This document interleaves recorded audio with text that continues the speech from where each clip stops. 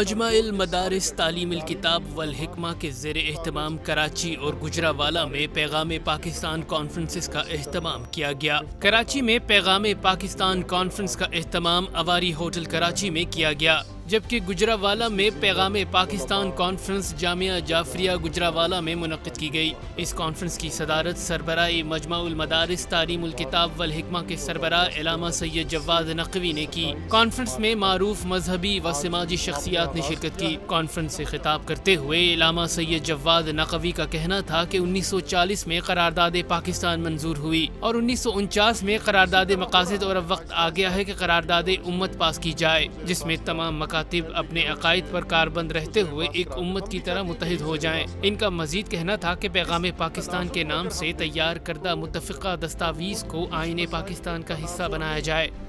یہ رائے حل تجویز کیا گیا تو ظاہر ہے کہ رائے حل بھی انہی مسائل کو نظر میں رکھ کر اس کے اندر ہے، اس لیے اس قرارداد کو زیر باس لائیں۔